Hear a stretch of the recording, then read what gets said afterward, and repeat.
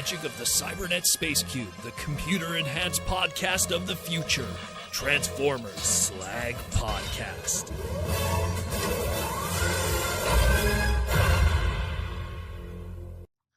What's up, everybody? How we all doing this Saturday night? It's the Transformers Slag Podcast Saturday Night live stream main event. I'm your host, Protoman. I am the face that runs this place. I'm the voice you're here Monday to Friday, and it is Saturday.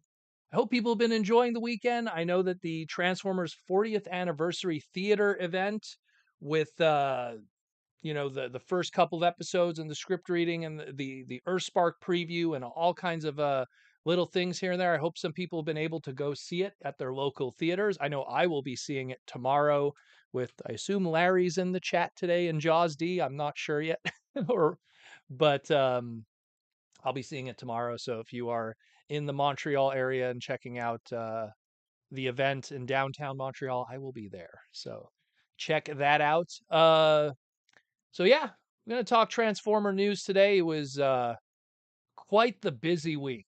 Quite the busy week. Probably, like I always say, like 4 times a year, we get like these huge bursts of news that there's just tons of stuff to talk about. In fact, I probably am going to be leaving out stuff. There's so much to talk about today.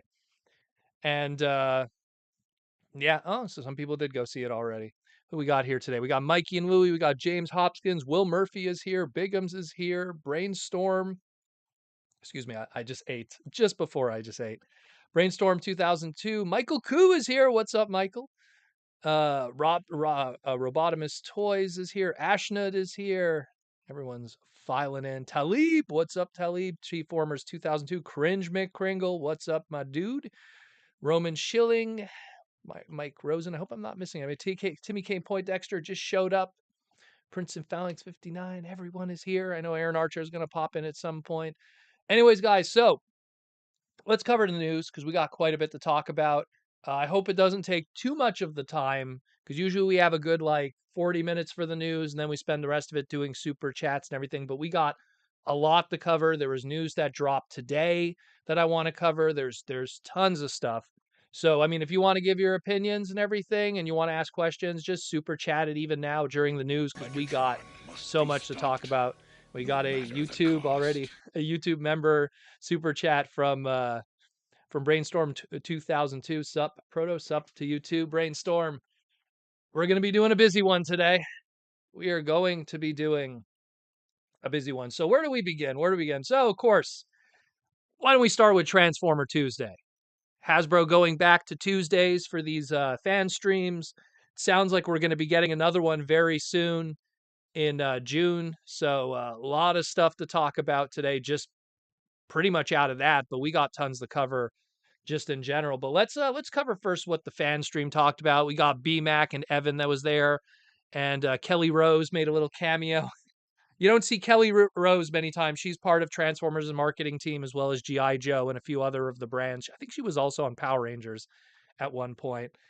And so nice little team showed up, gave us a lot of cool things to check out. And we're going to talk about some of them today, shall we? So let's first talk about Steeljaw. Steeljaw's looking good. I like him. If I have one criticism, I don't know. And again, maybe it's just because it's the modern time. And, tape cassettes. What are tape cassettes to 90% of the people who are, from the toy buying world that are kids? So his tape cassette mode, I feel is a little bit lacking. I don't know, a little bit of paint on that extra, whatever you call it, the sprue wheel, to kind of finish the tape cassette look. That little lack of paint, I feel would have been nice on the, the little gray on the other side. But otherwise, a pretty stellar looking alt mode. No, I guess alt mode. We'll call it the lion mode. They did say, of course, they wanted to have the gold on the eyes, but they felt that when they put the gold on the eyes, because of how small a core class is, you wouldn't even notice it. So they figured, why not just do the blue eyes? That's traditionally what Autobots have had, and it'll pop on that small little figure and it'll look good. And it's like I said, you might have to buy 2 of these to get 2 little speakers to use for your blaster. But the rumors, I was reading some comments. People were saying maybe Ram Horn will come with the other one. That would be great. be honest with you. If Ramhorn comes with the other one, that would save people a lot of trouble. But I dig it. Again, I'm a big Blaster guy. Blaster was my first Transformer, so getting more accessories for him, getting more cassettes for him, getting all of that stuff, that fantastic Blaster mold. And not to mention, we have a Studio Series 86 Blaster, and that's now kicking around. So you have that synergy with the brand. Pick this up, pick the cassettes up, and more to come. More to come. We still got more members. I want to get some of the weird guys too. Give me Rosanna. Give me some of those weird members also. Then we got this guy here. When I initially reported it, I said that it was a brand new tooling. I completely missed that Evan actually said that it was a partial of Barricade. And the more I look at it, I mean, man, they must have did a lot of work on this one because there's a lot of stuff that was changed on it. I mean, I'm trying to find like maybe the forearms are the same, but like so much of this is brand new tooling. It's pretty crazy. So this is the Decepticon Soldier from Gamer Edition Studio Series '08. And gonna build that army. Gonna go that G.I. Joe Star Wars collector route. And for sure, we're gonna probably see some cases of people doing army building with this guy. And considering the fact that when you think about it, right? And I think they did this on purpose because the other deluxe in this wave is supposed to be Bumblebee, and Bumblebee ships in a standalone case on his own. So I think what's probably going to happen is this guy might be 2 per case or 4 per case on his own, with Bumblebee being in his own case assortment. So I think that's going to lead to them wanting to do army building, or the flip side of it, which would be kind of unfortunately, a negative from a shelf warming standpoint. We might see tons of this guy on the shelf clogging the shelves if he's not popular. But we'll see what happens. Cringe me, Kringle. What are you saying? RIP to your bank account because of the Decepticon Trooper. Cringe, be careful with your money, brother. Careful with your money. Don't go crazy on this one. VCXZ. Didn't know about the Evolution Revolution before your video. Been listening to it. Kind of a banger. Oh, bro, I wish that we get a full version of that. Back in the day, no joke. So I want to we'll just tangent for a second. So back in the day, when that music video first came out, it was in late 1999, and Fox Kids was like, oh, you got to wake up Saturday morning and watch Fox Kids. This Fox Kids countdown shows how old I am. I was in high school at the time, and they were like, "Oh, you're gonna get the preview of Beast Machines, the new Transformer series." At the time, it was called Beast Hunters. That was the prototype name.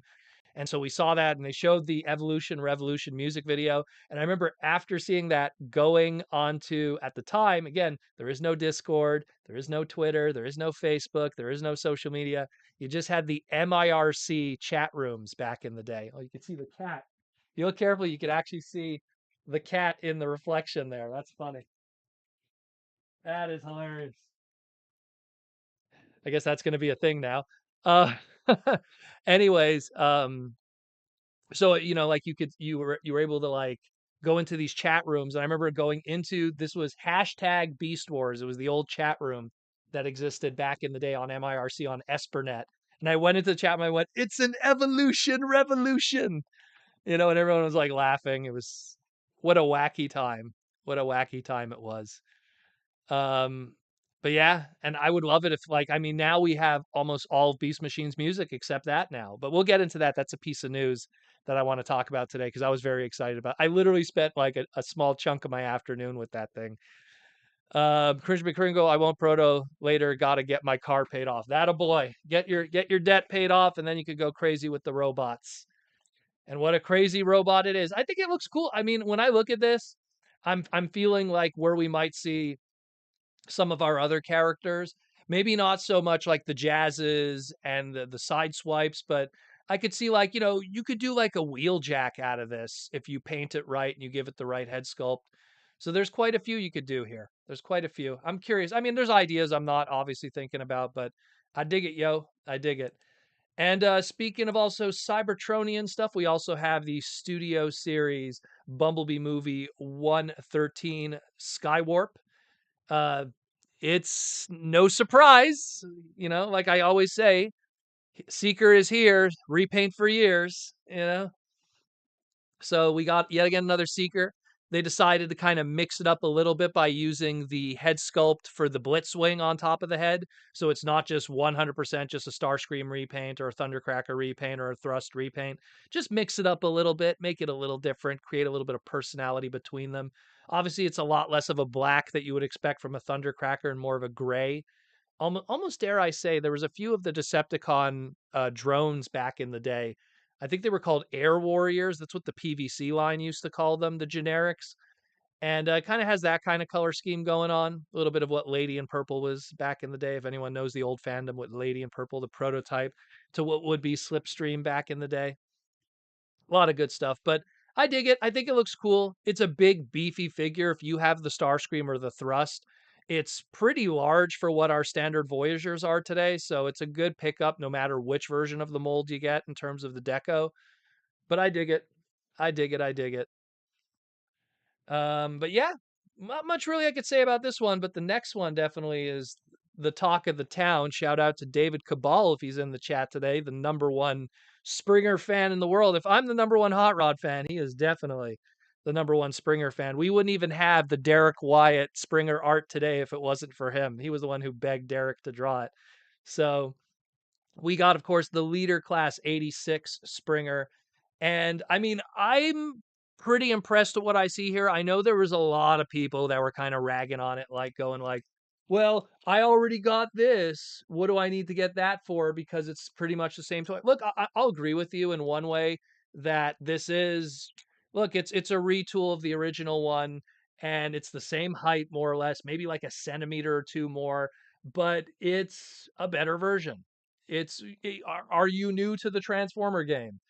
They make you buy a figure and then they make a better one in 6 months or 8 months. Now, granted, this was from Siege, so you actually had quite a few years. Siege was when? Let's see. So you got Evolution, then you got, of course, Legacy, proper, and then Kingdom and Earth. So, like, we've had 5 years of this being the rocking Springer toy minimum. And I mean, this one here, yeah, hey, it looks great. It's tooled even better. It has all the little extras and bonuses. Like here, I even made this little slide here. Like all the little extras and stuff, you still get like the gun that this one comes with. Obviously, the sword pieces, which keep falling off on mine, but the sword pieces are different now. They obviously made a brand new kind of sword. They did the animation exclusive sword. They did the toy exclusive sword. They did the animation exclusive gun that you could also use with your Commander class Ultra Magnus. They gave the dual blasters, which some people are saying, oh, maybe it's a little bit of an homage to, the Thrilling 30 version. You got the little rocket that he used on Devastator. You got the Wrecker's hammer. There's so much going on here. He has his wrist blaster. I probably should have did a slide of that one too. I mean, there's a lot going on. And I mean, this is a great figure. I think that I'm glad that they made it a leader and they didn't make him big because then he would have scaled weird with all the other characters. I like it that he'll scale good with Hot Rod and let's bring him in, with Hot Rod and some of the other characters and everything. You gotta always have a Hot Rod on reserve. you know so like I'm totally fine with it. Look, leader class, if anything, this is a sign of what could be done in the future. Like you could have something where it's like, hey, we could take Voyager class figures and turn them into major accessory packs, and include a whole bunch of stuff. Look what Hot Rod was with Studio Series 86. He pretty much was a deluxe. But because they had the budget of a Voyager, they gave him the little bells and whistles and the more paint and pieces, and they were able to give him the little extras and the Matrix and the buzzsaw hand and stuff. So if I have to have Voyager figures that are sold to me as leader classes, but they have all the extras, they have all the little extra things. And look, I'll admit it, I'm a simp for the 86 movie. I love the 86 movie to death. So they get the little, like, I got better things to do tonight than die. If they want to put that in there, put the missile, sign me up. They want to put the screen accurate sword, battle with Wreck-Ar, sign me up. They want to put like all the little extras, the screen accurate gun. I'm down. I'm down. And look, guys, that leader classes, there'll be a sale. There'll be some kind of sale. He'll end up in Ollie's. He'll end up on sale at Amazon at some point. If you're not feeling it right now in terms of like full MSRP because you bought a Springer, I'm sure it'll lower to a point that you'll probably pull the trigger either way. And of course, small plug, you're part of the Transformer Slag podcast Discord. you'll learn about those sales, which is part of the Patreon. Brainstorm 2002 with a $2 super chat. I'm sticking with my Thrilling 30. Well, Thrilling 30 is good if you like the IDW comics. I call it like the last stand of the Wreckers Springer. That's kind of what it always really represents. The Nick Roche Springer, it's a great figure too. I got that one. I got the Sandstorm next to it. It's a great figure. I don't see a problem with that one either. But me again, it's all about screen accuracy with me. And if I could get something and I'll be honest with you, I'm looking at this thing right here and I'm going like, this is literally the prototype of what we're going to see if we ever do get a Masterpiece Springer. If one day we get a Masterpiece Springer, all of these accessories we're seeing are going to be stuff that'll be included with a Masterpiece Springer. We'll see what happens, but I mean, I'm down. I'm down. I like it. I know there were some people that weren't happy about it, but I'm down for it. Cringe McCringle says it the best. Look what happened to the 86 Starscream. Springer will go on sale or clearance. Yeah, and the Starscream was the same story. Take a Voyager, make it a leader. They included accessories, and there you go. There you go. That's what I'm saying, That's what I'm saying. Chris with the $2 super chat. How do you prefer Springer's shoulders orientation? Well, I really like it. This is how I have it on my Siege one. I kind of like it like that. If you do it the other way, you're doing something that's more like, I guess we'll call it toy accurate, because the original G1 kind of had it aiming upward, where I find like the animation model kind of has it aiming forward. And again, I'm always going to lean towards how it looks on the screen with Flair O'Deary. I mean, we are a toy collecting hobby, but at the end of the day, we also like to kind of emulate what's on the screen. And the 86 movie is just the greatest thing ever. So, I'm just saying. I'm just saying. T-Formers 2002 says, I love that they added the one-time used wrist gun. Yeah, blink and you'll miss it. Literally, in my individual segment. So I had to do a screenshot for my segment talking about Springer. And I was trying to do the perfect shot. And literally, so I'm doing it frame by frame on my computer. It shows up. It goes, yeah, and we're outnumbered. 1 frame, 2 frames. And then there's a flash on the screen for the shot, so you don't see it. So it's literally on screen for 2 frames. So the fact that Hasbro retooled the arm, everything for 2 frames of animation, and of course, I guess to use it on the box art, because you look at the cover there, it shows him shooting on the cover of the box. I think that's Marcelo that did the art on that one. I mean, again, I love it. Springer's a great character. Always loved Springer. Always thought he was cool. And he's getting a great figure. After years and years of poor Springer, oh my God, just being repaints of stuff. Oh, let's take this, live convoy evac from Cybertron, the old Cybertron series from the Unicron trilogy. Paint it green, it's Springer. Let's take for Bakon, let's take the other Cybertron figure. Let's take the EDC Hotshot, paint it green. Yeah, that's Springer, maybe. Oh, let's take like some movie toys, like the Incinerator, paint it green. That's Springer. This poor guy had such phoned in toys for so long. Then he got that Thrilling 30. That one was pretty awesome. Don't get me wrong. That one was pretty good. But man, I'm so happy he has a good one now. And I'm happy for David Cabal, who has his awesome Springer figure. It's going to be closest to our masterpiece for now. And hopefully we'll get even more in the future. We'll see. I'd like to see that kind of treatment done to some of the other characters too. I definitely do. And we're getting one step closer to completing our triple changers. All we're missing now, technically, is Broadside. And I'm kind of curious how they're going to go about him. Maybe Tidal Wave. We'll see. We'll see. It'd be crazy. Big Tidal Wave figure. Mikey and Louie, but Springer doesn't attach into a bunch of pieces to simulate a garbage collector destroying them. Well, then, that wouldn't be Studio Series. That'd be some Season 3 ACOM Studios madness. And then Hot Rod making the guck go inside that vacuum thingy for all the 3 people that watched Season 3 and enjoyed it. I know I did. Let's talk about another controversial one. I actually put a little bit on the bottom here. You'll see the controversy. So let's talk about the Studio Series 86 Bumblebee. So I know there's some people that were like not feeling it. I get it. But I mean, guys, literally look at these recolors. I did these recolors like in 5 minutes on the bottom here. I didn't even change the front of the vehicle. But you could see that Volkswagen portion is a separate tooling from the rest of the vehicle. You know what's coming. You know why Bumblebee was done this way. And let's be real, it's fine. It's fine. I mean, I'll be honest, I wasn't a big fan of the Netflix one. I didn't like how it was kind of parts for me. I didn't like the yellow on it, and I didn't like that it was a full-size Volkswagen when Bumblebee has always been that squat Microman penny racer, you know? So, obviously, I don't think that this is the best it could be. I mean, it really is unfortunately hindered by the fact that they are planning repaints blatantly in front of us. But at the same time, I get it. I just think that we'll get something better. And if in all honesty, if you're not happy with this, go get the Masterpiece 2.0. I think the Masterpiece 2.0 is still probably like the best G1 Bumblebee that we've ever gotten based off of the animation model. Chris with the $5 super chat. I meant sideways, like the new figure and the animation, or like the old ones, but I guess I got my answer. Haha. Okay. I'm sorry I messed up there, my friend. But thank you for the super chat, you know.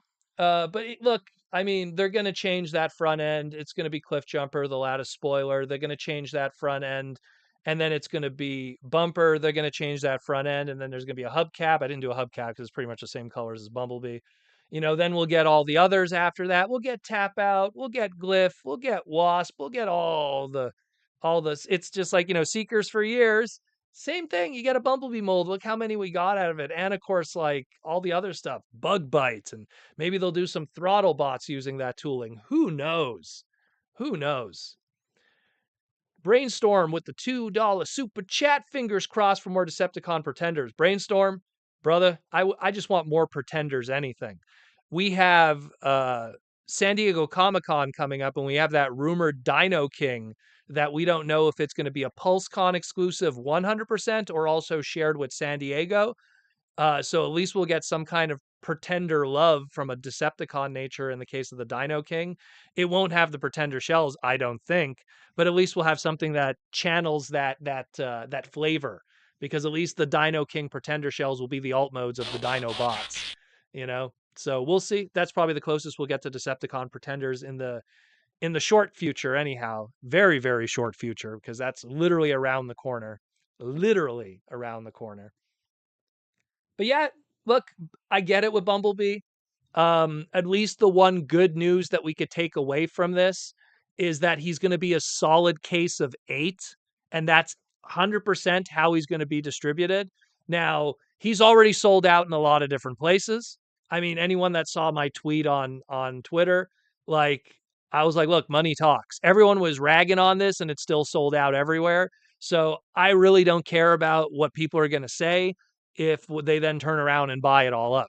But it's going to be available in retail. It's going to do its thing, and it's going to find its place.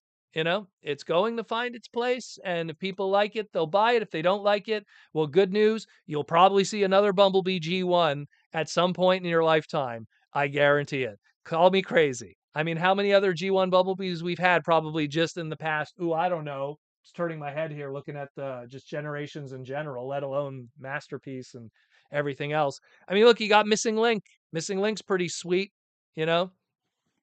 Missing Link's pretty sweet. It's all pretty sweet.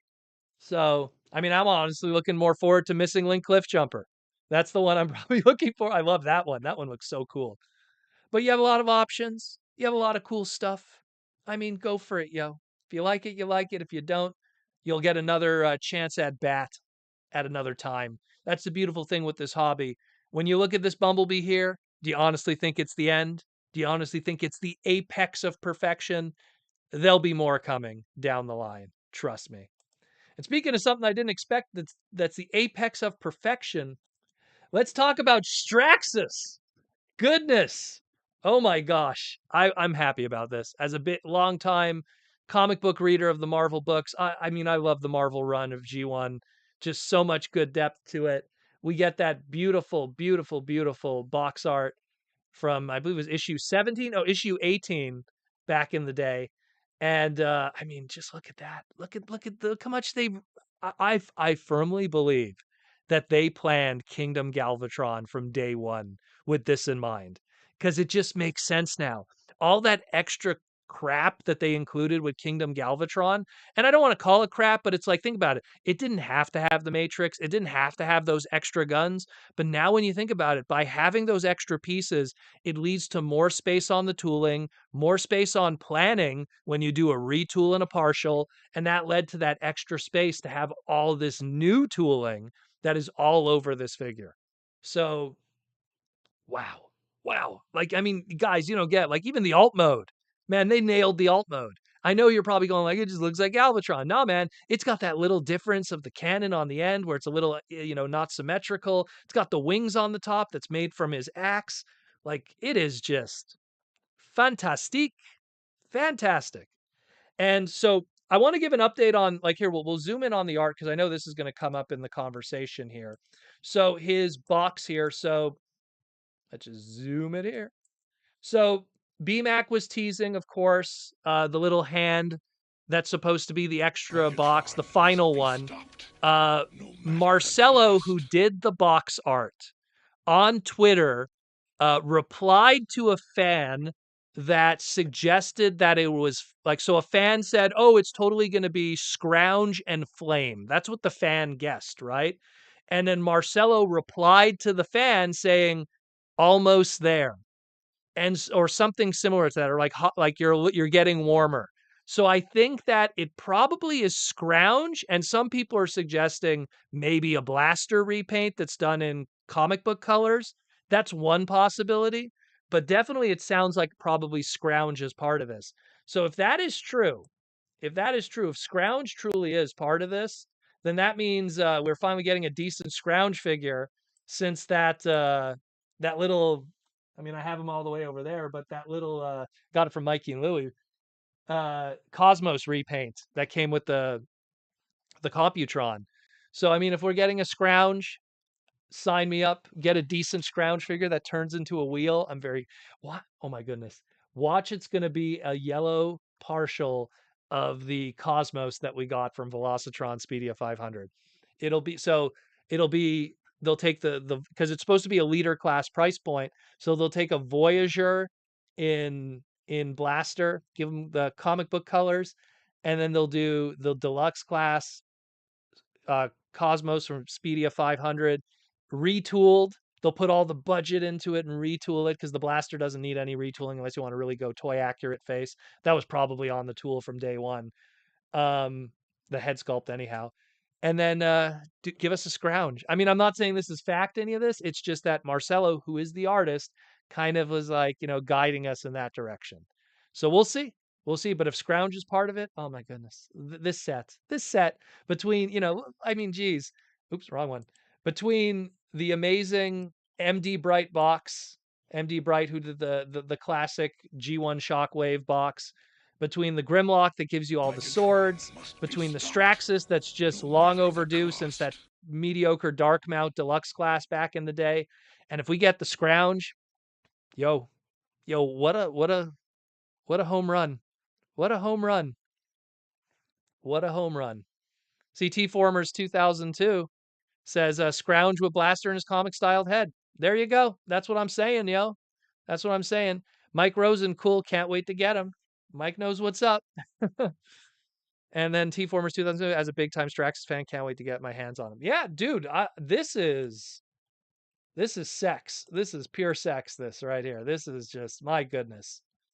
This is like it looks like it jumped off the page. That's how good it looks. They did a fantastic job.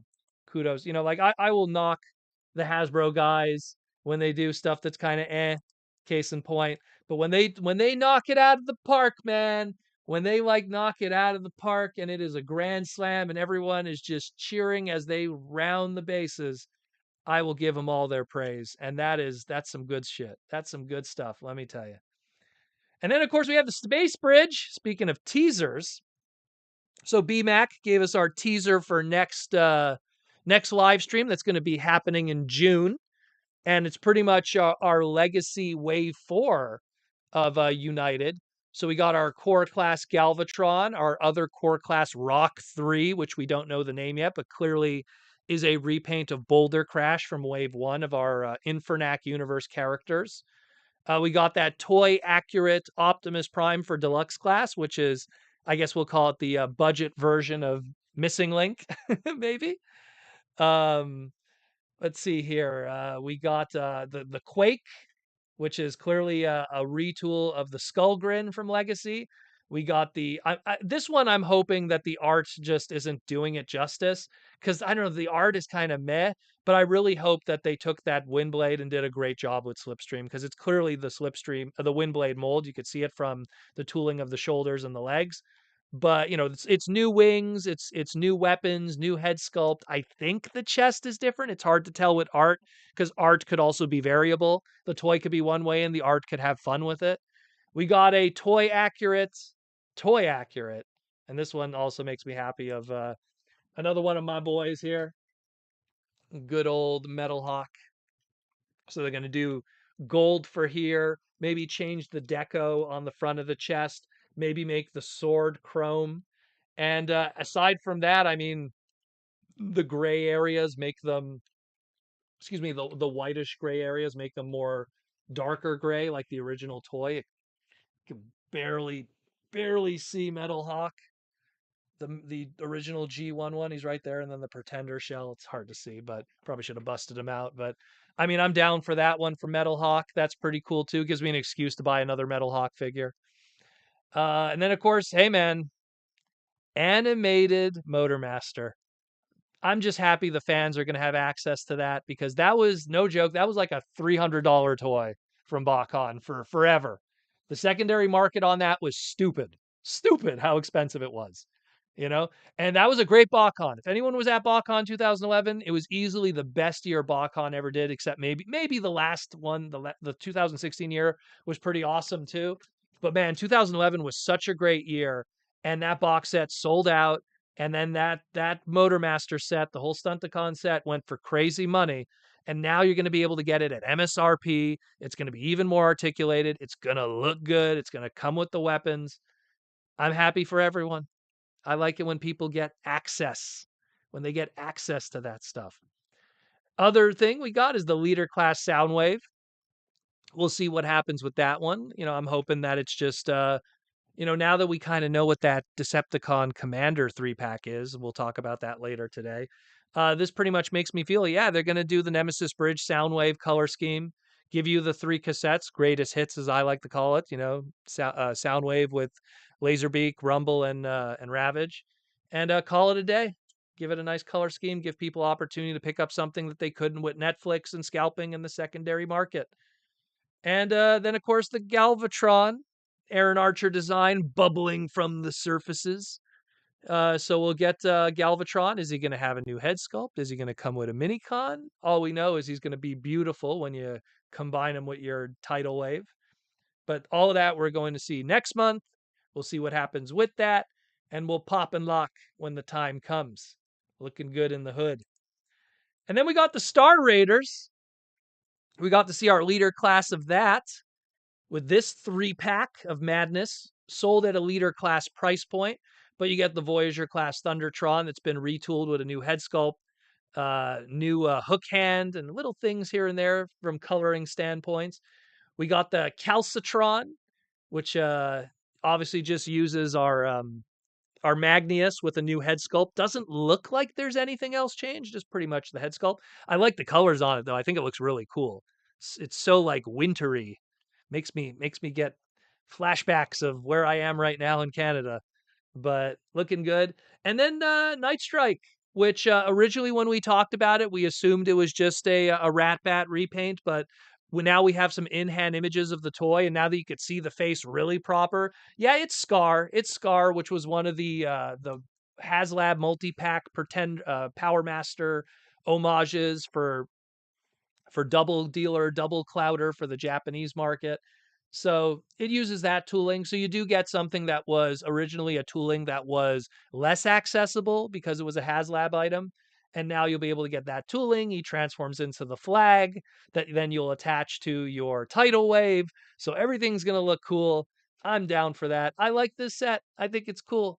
Again, I mean, I like Transformers Prime, so that Thundertron is cool.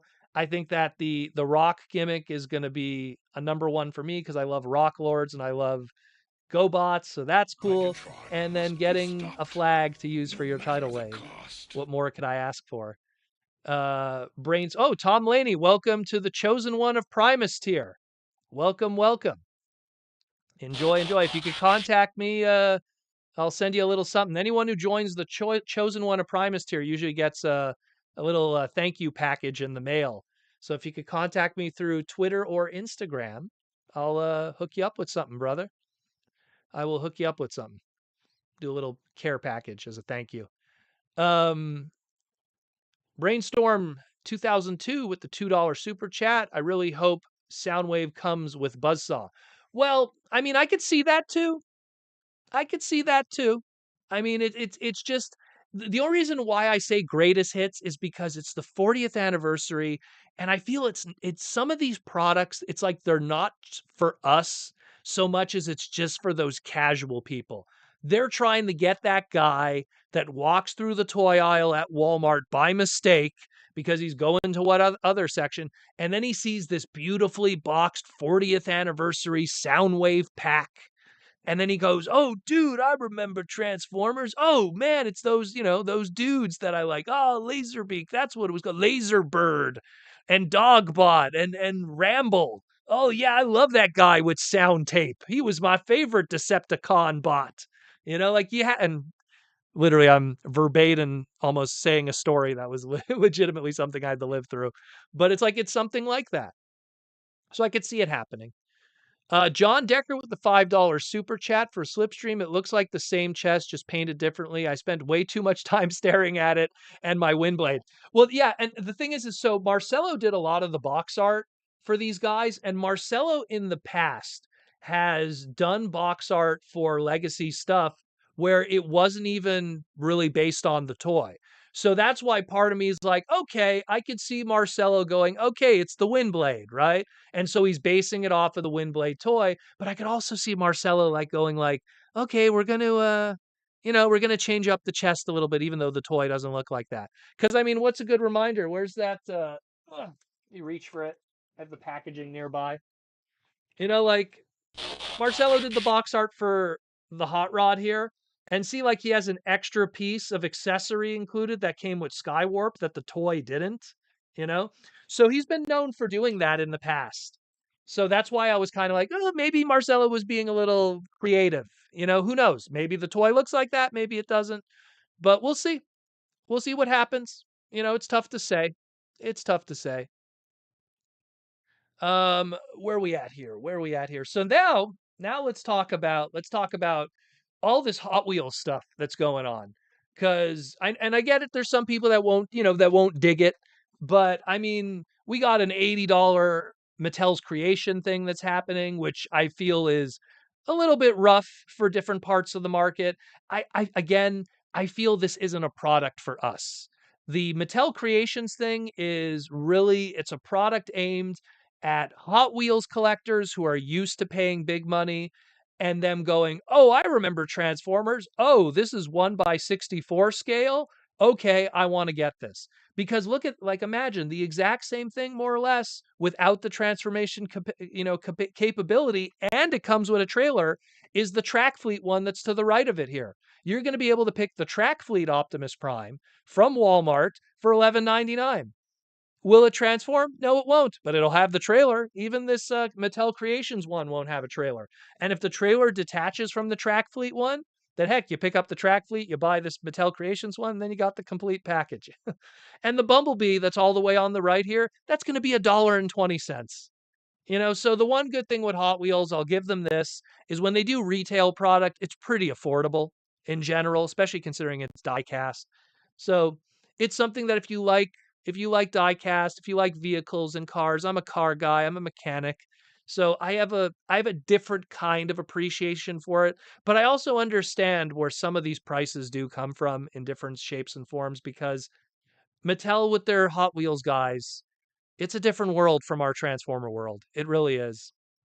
Try standing outside a Toys R Us or a Walmart before it opens. And when you see some old guys lingering there with you, I promise you, they ain't bum rushing the Transformer aisle or the G.I. Joe aisle. They're going right for the die-cast to look for those treasure hunts. Mike Rosen with the $5 super chat. Do you think the cassettes also have accessories with the leader Soundwave? I would imagine so, because the leader class price point. Let's go back here just for a moment. We'll go to the Star Raiders here. So think about it. So Soundwave is a Voyager class, and he's a Voyager class that would be equal to that of the Thundertron. So that covers that. So then all you're talking about at that point is 3 cassettes, which are the MicroMaster price point, which doesn't exist anymore, but it's kind of like the spiritual successor to what the core class is, maybe a little more expensive. So considering that if they could afford in a leader class box here to put a deluxe and a we'll call it half of a MicroMaster price point with Night Strike, I imagine they're going to include everything. They'll include the accessories. They'll have it all. If you do like the math of it, it just kind of works. It just works. I think it would be silly of them not to include it or cheap, you know. Roman Schilling Pro, do you think we'll get Slugfest and Overkill? Overkill as a trademark has been kicking around with Hasbro for a while, so I could see them doing it at some point. Slugfest hasn't been used in years as a trademark. So that's the one that's tougher. I always say if the trademarks exist, you always got a chance. If the trademarks don't exist, there's less of a chance. There's more that you have to hope that they want to register it, do a product, and then not do anything again with it, you know? I mean, look, the fact that Arachnid exists as a trademark and her popping up all over everything, including Transformers 1, gives you hope as a person who loves that character. So, Talib says maybe Soundwave will have an add-on parts like the lamppost mode. Oh, that would be. I don't think they'll do that, Talib, because then they would kill themselves of getting a sale. They could do a Soundwave Origins later down the line. They would never do that. That's too much money left on the table. Let's talk about Funko Pop and Beyblades. One of those I really like. The other one I could kind of live without. So we got some Beyblade Amazon exclusives. They are available on Amazon right now. I actually pre-ordered these. I couldn't wait to pick these up. Kind of a dream come true in a lot of ways because I love Beyblade, especially the Metal Saga. So these are really, really cool. So these are part of the Beyblade X series of stuff. Uses a lot more metal on these. Reminds me a lot more of the Metal Saga, actually, as opposed to Burst, which was much more plastic based. And you get Optimus Megatron 2-pack or Primal and Starscream 2-pack. I dig that they did Primal instead of Bumblebee. Respect to the guys at the Beyblade crew that gave us a little bit of Optimus Primal instead of going with a Bumblebee. So that's cool. And look, the Funko stuff, we talked about it already. Here's the assortment. Buzzsaw is going to be the chase. So every 6 cases will have a buzzsaw instead of a laser beak. So if you're someone who's hunting down buzzsaw, he is the chase one. He'll have the sticker on the front. But otherwise, these are all toy accurate versions. They're different from other ones. We'll probably get a blaster that'll be show accurate. You'll probably get an Astro Train that'll be show accurate. They also, I didn't list this here, but there also is also the Hot Topic 2-pack version. So that's going to be metallic of the Optimus and the Megatron. Funkos are Funkos. Enjoy them if you wish. Prince of Phalanx 59 with the $5 super chat. How you doing, Princeton? Proto, you are being credited on YouTube of reporting that is the last year of Earth. Well, that is correct, and that's all I'm going to say. I love how people are like, you need to say your source, Proto. Yeah, I'm gonna get someone fired. Yeah, let's get a friend fired. Okay. Yeah. You know what? Sometimes I swear I wish I could I react, but then it's like I just need to see the person's face that's saying it. I don't want to see a screen name because sometimes if I just saw the face, hey Proto, why don't you give your source? Then I might be able to. Oh, okay, you're that kind of guy. All right, go play in the streets. You know. Look, the fact is, it's over. That's it. That's all you need to live with. If you like it, hey, it was a great series. It wasn't a great series. I'm taking the emotion out of it. I love Rise of the Beast. I thought it was a great movie. It didn't do well. I'm able to say I love the movie and also say that it didn't do well. But unfortunately, people looked at Earthspark and they really projected themselves through it.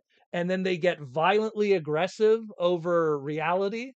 And that's how life is. Okay. I liked Earthspark, but it's not doing well.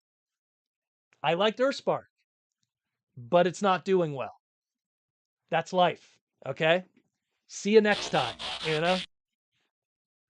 And I will say, Beyblade, Beyblade, Reddit, the rip. Let's start this epic battle. I actually prefer the Japanese version, though. You can watch it online. But Beyblade, Beyblade, metal fight. Dun, dun, dun, dun, oh, the Japanese version. And that's Brainstorm 2002 with the $2 super chat. Mikey Lou, hey Proto, what is your source for the person that tell us your source? You know who my source is? It's Mikey and Louie, guys. Go to Mikey and Louie. They're the ones that are working on Earthspark. No, I'm just joking. I'm gonna get you guys in trouble now. Where am I at here? The internet is interesting. Yeah, look, people like this. Sometimes, you know what? I forget it was one of the mods on TFW. I probably shouldn't say his name, but they said that they found it interesting how in that entire thread I was the one with the oldest, like when you're part of a forum it says when you've joined, right? I was the oldest person in that forum. Like I joined TFW when it first started. And then when it got reset and then it started again in 2005 because the servers got crashed. That's a whole other story. So, there was that madness, where it's like I'm having guys who are like, hey, they just joined the forum in 2020, going like, you don't know what you're talking about. Who's this guy? It's like, okay, all right, bro. All right, bro. I don't have to have anything to prove. I don't need to prove anything. People know my credentials. There's people in the chat right now from Hasbro. Okay? They know who they are. They pop up, they quote, they talk once in a while. I don't need to prove anything. But here's the thing. I thought it was a good show, but it's getting canceled. And if it bothers you, I don't know. Go watch Loud House. Go watch Camp Cretaceous. Go watch another show. I don't know. What do you want me to tell you? I like BotBots. I don't know if it's going to have a second season. I liked Rise of the Beasts. It didn't do well. It broke even. You know, there's a huge discrepancy of issues with media to product to fandom. So that's a whole other discussion that I actually had with Aaron Archer that we recorded once that one day you guys will get. Now, Mikey Louie, you're the oldest person everywhere now, aren't you? I'm getting there. You become the elder statesman of the fandom that still feels young.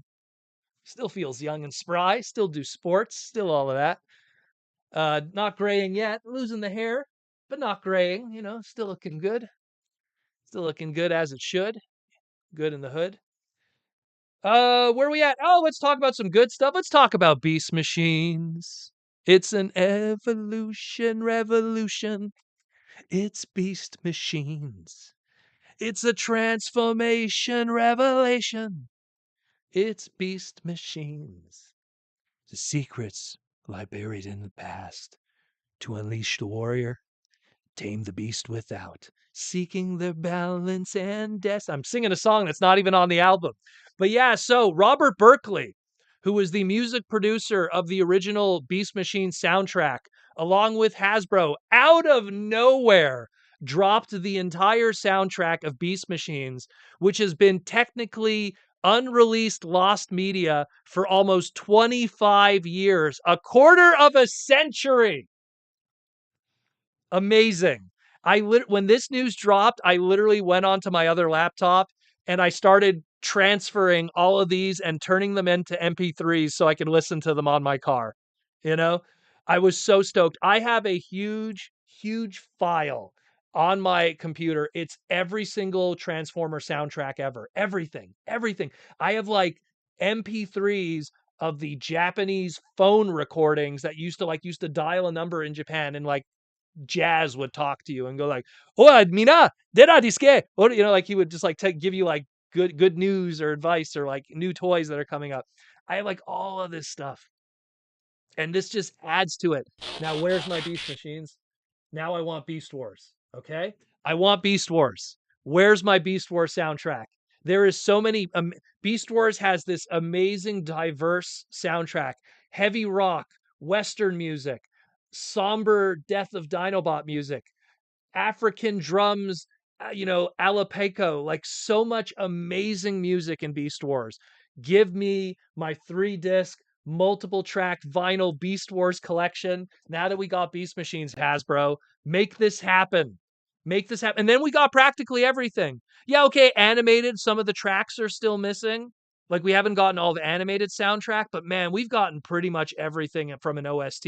Every Michael Bay movie, all of G1, all of G1 Japan. Like, if you're listening, you want, like, oh, I want this one specific moment when Star Saber cut down this guy in an episode. The music is out there, you know? So this is fantastic. Pan flutes, yeah, Sarah knows what's up. Pan flutes, why? Like, there was so much unique music in Beast Wars that, like, look, I don't want to rag on the Beast Machine soundtrack. I think it's fun too. It's great, Fat Planet and all of Robert Berkeley stuff, but it's all very much electronic. It's like, if you listen to one track, you pretty much have listened to the whole album. It has a very similar kind of vibe, but Beast Wars had so much. I'm going to say it's the best Transformer series ever made. I'm sorry. If you're a G1er, God bless you. But it's the best Transformer series ever made.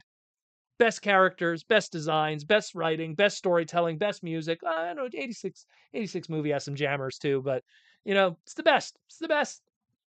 Where's our soundtrack? Give me my soundtrack. And I'm a guy who grew up with G1, but I recognize greatness when I see it, you know?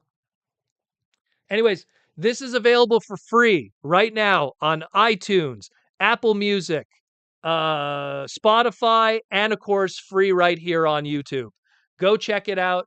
If you don't know, if you can't find the link, because some people were contacting me saying they can't find it if they search on YouTube, go to my segment where I talk about the soundtrack.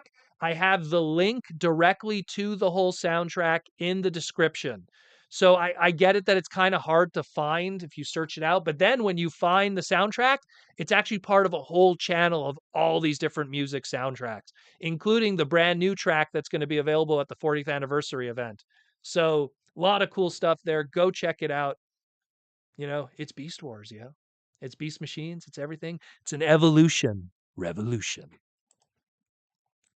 And let's talk about some news for today. Man, we're already an hour in. I apologize. I didn't plan on this to be so much news. But we got our very first look, and this is a little bit of bad news, but we got our very first look at the Decepticon Commander 3-pack. And guys, it's hey, let's take some Warrior class Cyberverse toys and put it in a Authentics 3-pack. Yeah. Moment of silence.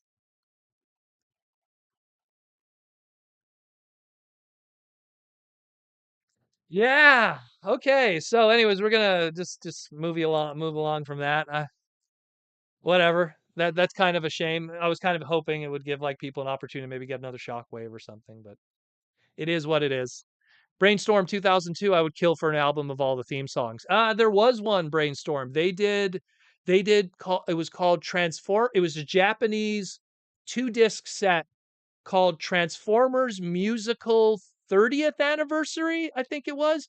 And it had all the theme songs except Zone and Victory. For whatever reason, they couldn't get the rights to them at the time, but you could find them online elsewhere.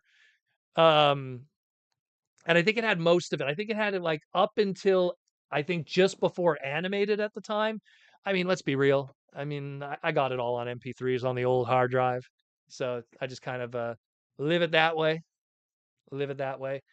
And speaking of bad news, also kind of some sad news, so much bad news.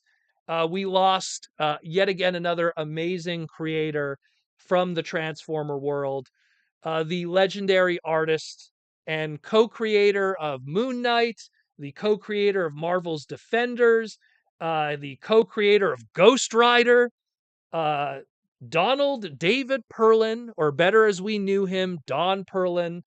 He passed away at the old age, which is always makes me feel good at least, the old age of 94. He died of old age, just worn out. The comic book world is a grind. Shout out to my buddies who are in that industry and how it's sometimes very detrimental to one's health. Um, the dude was amazing. The dude was an amazing dude. He actually is the second most prolific Marvel Transformers comic book artist. He did most of the issues, about 19 of them. What I'm showing here is just a small scant of what he's done. And he passed away on May 14th, just a couple days ago. But his daughter just announced today through the socials that he has indeed passed away. And love and respect and everything to his friends and family and all the amazing stuff. And it's so sad because if you look on the top there, he did that awesome cover for issue number 17 of Transformers, the original Marvel book, that is going to be on the Straxus cover. So it's kind of a shame. We lost MD Bright, who did the Shockwave cover, and his cover is going to be out there. Now we lost Don, and his cover is going to be out there. It's kind of a shame, man. But, it's good to see that at least their art and their creations live on through the stuff that we have in our collections and the stuff we'll be seeing in retail in the very near future. So again, thoughts and prayers to his family and a very creative man that brought a lot to our hobby. Hey man, he drew I probably should have posted that image too. He drew the very first cover with Primus on it, Primal Scream. I think it was issue number 74, 75. Like he was the first one to draw Primus. So much love to that man. Great stuff. Great stuff as always. Rest in peace, brother. And that's more or less it for the news. I didn't want to end it on a somber note, but there was some stuff that I kind of left out. I mean, what else did I leave out? There was the Eisner Awards, Transformers getting nominated for that, for all the great stuff that the Kirkmans and the Daniel Warren Johnsons are doing, and all the great stuff with Transformers. Void Rivals, Letterer is going to be also being nominated. So a lot of really good stuff. David, what's up, man? You missed all the Springer love earlier. Watching the repeats later tonight when we re-upload the live stream. You got plenty of shout outs. Springer fan number 1 there. At a youth event. Okay. I will forgive you. But yeah, so just like there was a lot of news this week. There was just so much. Look, we're like an hour and 6 minutes into the live stream. Now we could do some super chats finally. And I could show you some cool stuff that I picked up today. Nothing too major, but I found some cool things here and there. More so, it's actually the girl found it. Yeah, the wifey found it. So we'll show you guys that. But first, let's do some sponsor stuff. We got to give love to our beautiful sponsors. Let's talk about Symbiote Studios. The brand new Rumble and Frenzy Plush 2-pack is available on symbiotestudios.com. Also, a whole bunch of the other plushes are available. So go check out the stock and inventory before it sells out. I am rocking today Snake Eyes. I don't know. I love this shirt. Maybe because it has. Let me just unbutton it here for a moment. Let's get some sexy disrobing music because it's got Timber over there. I love Timber. He looks so cute. So speaking of which, the cat's still chilling there. It's funny. The cat is actually chilling with Snake Eyes, the plush. You can barely see it in the reflection, but he's over there just chilling. But yeah, so Symbiote Studios plush pins and t-shirts of everything like that. Here's everything that we've had up to this point. Hopefully, I'm gonna have to talk with Symbiote. Maybe we'll be revealing to you guys the San Diego Comic-Con exclusive, which I'll tell you guys, it's pretty wild. It's pretty wild. So the San Diego Comic-Con exclusive plush will be revealed very shortly, hopefully. We'll do it here on the podcast, make the worldwide reveal. I will be at San Diego Comic-Con. If you want to find me in San Diego, I will be at the Symbiote Studios booth and later on at the Hasbro booth. So if you want to check that out when you're in the West Coast, I will be there. And come by Symbiote Studios booth, buy some nice shirts, and rock out with the Robots in Disguise and Proto Man. And of course, we got all the others here too. Got their G.I. Joe stuff. There's that plush. And you get a little Timber with it too. You got the plush for Symbiote Studios with G.I. Joe. You got the Power Ranger ones. Unfortunately, the Green Ranger has been sold out ever since Jason David Frank sold out. Green Ranger merchandise has been quite hard to come by. And we have the My Little Pony stuff, which is selling like hotcakes. And now they have their new Cuddle collection. So go check that out too. Those are oversized ponies with articulation. And to quote it again, now you could be hung like a horse. And the the Toy Armada with Aaron Archer. If you like listening to my voice over here on this channel, go check out the Toy Armada with Aaron Archer, where you could see the man himself who worked on all the different brands of Transformers and this dumb boy you're talking to today talk about everything. We recorded 2 segments recently. Hopefully we'll get them both out before TFCon Toronto. 2 really good segments. One of them that's more of a deep dive into a whole bunch of Transformer product. The other one that's more of a talk about the industry and very thought-provoking stuff. We're hopefully going to get that put out there and get some really good stuff put out in time. Really hoping so. Media Max with the $5 super chat. Proto Mang. I just got my Legacy United Silverbolt. Oh, that's a good one. I haven't gotten that one yet. I want to get that one. By the way, what the heck happened to the character bios on the box? He is one of my favorite characters. So, man, I would love to talk about that. So, I wish I had a good example that's within reach. Worst example, but I'm going to go with it. Terrible example because it's the Canadian one. Damn it. Canadian ones have sucky packaging. I wish I had something to show you, brother. So, copyright. That's what it's been called for years. We call them tech specs. We call them bios, file cards with G.I. Joe. Something very G.I. Joe Transformers was copyright. When you look at all the other famous toy lines, whether it be Toy Biz's X-Men or Power Rangers, they didn't really have copyright. They didn't really have, like, when you bought a Power Ranger figure, it didn't really have a bio of the character. When you bought an X-Men figure, it was very distinctly a Transformers thing. And it's been a Transformer thing for eons. And I really felt it really reached its apex around the time of Galaxy Force. I'm like going like this, like you could see, but Galaxy Force and Cybertron. And unfortunately, when we got to the animated and into like Transformers Prime, Hasbro started going like, oh, the show sells the character. Do we need to pay people to really do copyrights anymore? And they started to regress it, where it wasn't a full tech spec with the strength and everything, and a bio and a quote and their function. It might have been like, oh, here's Transformers Prime smokescreen. He's young and ambitious. One sentence, no tech spec. And it slowly started to diminish, unfortunately, as time progressed. And yours truly got to write a lot of those bios during 2014, 2015, and a little bit bleeding into 2016. A lot of Combiner Wars. If it was most Combiner Wars product outside of like the leader stuff, I did the bios on those. Combaticons, except for Onslaught. BotCon exclusive stuff, 2016, which was Combiner Wars molds with Predaking. I did, trying to remember, I did Tigatron. It just shows how many I've done. I forget. Tigatron, Tarantulas, Flash Century. What else did I do with that one? Ravage. I did Ravage.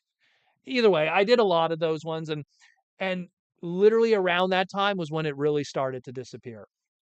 And it's a shame. Oh, speak of the devil. What's up, Aaron? And Larry's here too. Everyone's just coming in now. Larry's who I'm going to see Transformers 40 with tomorrow, with Jaws D also.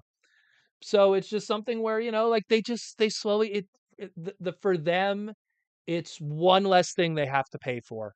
It's one less thing on the box. It's where they were like, oh, like it's one less thing to put on there, which is a shame. It would be cool. Like, look, you could use this space to go, oh, Minerva was part of the Master Force Wars, and she was a medic who helped out with her transtector technology that she uses with her master braces to transform. Her friend, Cab and Shuta, blah, blah, blah, blah, blah, blah. It's so easy to write. Not that I have to let them know it's easy, because, yeah, it took me an hour to write it. Yeah. Bill me for an hour. But either way, some good advice from an artist who I won't say. Don't let them know how easy it is for you. Make it sound like it was a hard job. But yeah, like, it's something I would love to see come back, but it's just it's one more person they'd have to pay for that they don't want to have to pay for, It is what it is, unfortunately. Cringe McCringle, hey, Aaron Archer, who's the next Posca painting? Actually, I'll be posting that right now because outside of Aaron's book, which I'll give a plug in a moment, here's Aaron's new Posca paintings. There we go. All the new ones from archermonster.com/shop. You got a classics Rodimus there, looking that sexy classics Rodimus one. That's some good stuff right there. You got, of course, Thundertron, very timely with all this Thundertron news going on. You can pick up a Thundertron one. You got Sideways. You got, in my opinion, my favorite movie Megatron. Easily my favorite movie Megatron design. The Dark of the Moon Megatron with the cloak. And then you got some of the classics that are still available on the store, such as Smokescreen and Ramjet. And there's many others that I don't have here. It's just all I could fit in the shot without making everything seem so small.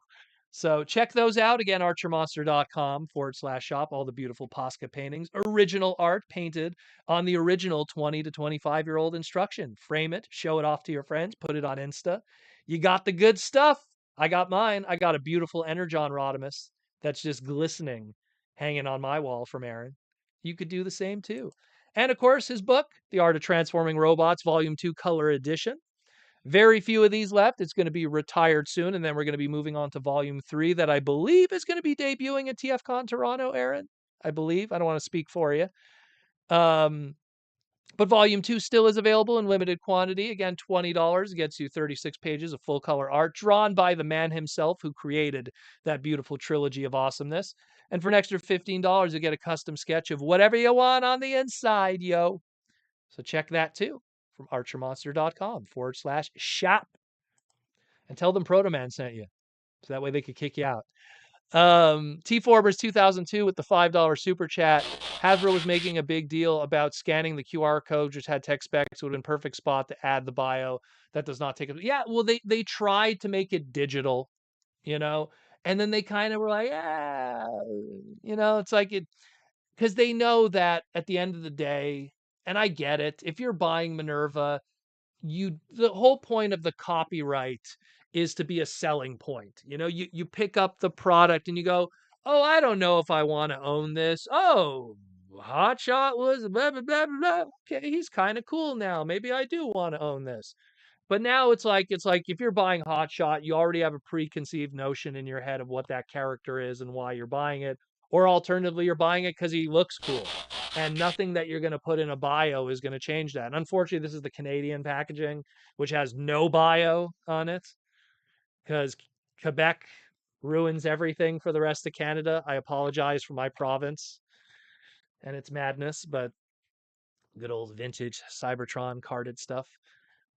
But yeah, I mean, I think they should bring it back, but I mean, I understand the business side of it and why they don't do it.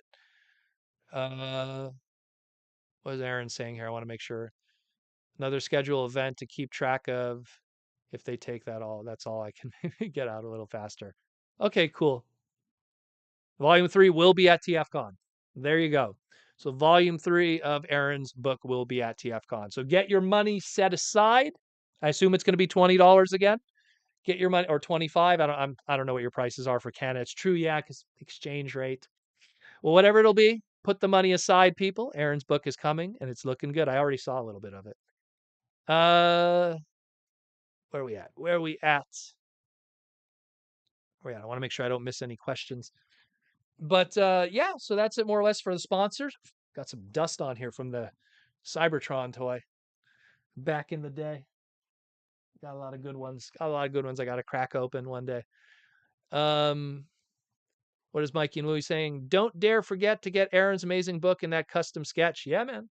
Yeah, man. Although, ironically, I got Aaron's books, but I don't have custom sketches in it. Not that I wanted any. I got some nice Aaron art already. Did I miss your question, Zach? Hold on. Did I miss your question? Where is it, Zach? Did you ask a question? I don't see a question, Zach. Unless it was a YouTube member question, then those sometimes get drowned. That's why, like, if you super chat, I don't miss those usually. But if it wasn't a super chat, just repeat it again. Because you're not a YouTube member though, so I don't know. Brainstorm 2002 with the $5 super chat. They got to do Rack and Rune in comic style colors like Strax. Well, good news. The one good thing with Cyberverse is they gave us a Rack and Rune trademark. So, Brainstorm, what have we learned from the Transformer Slag podcast? It's going to come. It'll happen for sure. You know, I'm looking behind myself because I had the Rack and Rune figure from Cyberverse for the longest time behind me because I love that figure. I was like, oh, it's our first ones. Oh, he did ask one. Let me see. I want to make sure. Oh, there we go. Sorry. There we go. It's popped up now. I use a different app from what you guys are using on YouTube. So sometimes it doesn't pop up right away. There it is. See now there's Brainstorm's question. It's all catching up now. Zach with the $5 super chat. Evening Proto. I remember you saying a while back that you were going to try to do an interview with Mark, Evan, and Ben. Is that still happening? The interview that I wanted to do specifically was with Evan. I've talked with Mark, Evan, and Ben in private many times. Evan is the one that I feel if I know people like Mark, but Evan is the one I feel if I brought him on would be the most you guys would appreciate. Because Evan, if you like, when you pick his brain, he really loves Transformers. Like he has like that far back history. Like he's the guy that'll be like, yeah, I really liked, that Battle Stars, Volinger character from Zone and da da da. It's like he's the one that'd be really cool to do an interview with. And so he's the one it's still on the table. It's just ever since December ended, it has been nonstop busy for them. Like I remember BMAC was like, once Thanksgiving's over, it's like boo, boo, boo, boo, boo, boo, boo, boo, because then it's the convention scene and them traveling and then just catching up with everything. So, but Evan will be probably the one that'll be on the podcast. I could get BMAC on, and no offense to BMAC, but like I feel like the only thing I'd have with BMAC is, yeah, you really like Soundwave, right? Yeah. BMAC's more of a Magic the Gathering guy. He likes G.I. Joe, Bad Dudes, and stuff, where I really feel Evan's the one that you guys will really like. Mark is cool too. Don't get me wrong. Mark is awesome also. But talking with Evan, I'm like, wow, he's the guy that like, it'd be really fun to do a back and forth with him. There's a lot of questions to ask. There's a lot of questions to ask with him. That would be fun. And not like breaking news, just like picking his brain of like his frame of thinking. Because when you look at how like I always said, like if you looked at like Derek Wyatt, because Derek was someone that I considered a close friend, when you knew how Derek's brain worked, you knew like, oh, I could see where you could go with stuff. Derek was the kind of guy that's like, oh, I'm gonna put Grandis because he loved Japanese G1. I'm gonna put Rosanna. I'm gonna put like Dagbase from like, the Brave series. So like when you understand people's ways of thinking, you're able to kind of predict where things are going to go. And Evan's a cool one that I'd like to have on the pod to like really show that. And Evan said, all we have to do is just work something with the marketing guys because obviously they have to clear it with the marketing guys because they're always worried. Oh my God, what if Evan goes on Proto Man's podcast and then spills the beans on everything?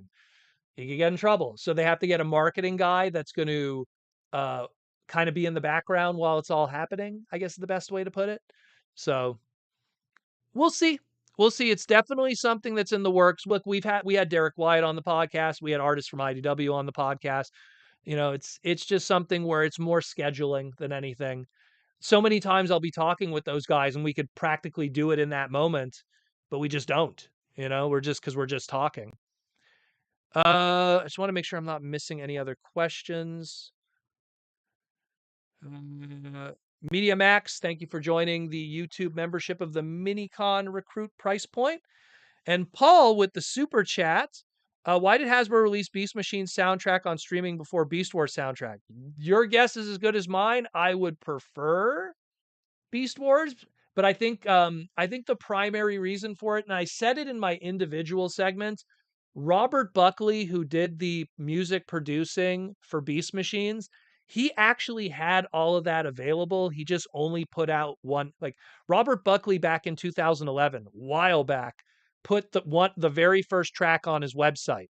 And it showed to us, oh, this stuff is out there. It exists. So I think it just because it's easier, it was easier to access and it was probably, hey, Robert, could we get like the other 9 tracks? We'll pay you. And that's that. Where Beast Wars, way more music. Robert Buckley was 10 tracks for Beast Machines. Beast Wars, there's probably no joke, like probably 30 different tracks, if not more, you know? And who do they have to pay for that? We don't know. We don't know. That's a whole other conversation. I can't even tell you the answer for the Beast Wars one. I know it's Robert Buckley for Beast Machines, along with Fat Planet with Left Field, but I don't know. David Quall. Evan is the proto man of the Transformer team.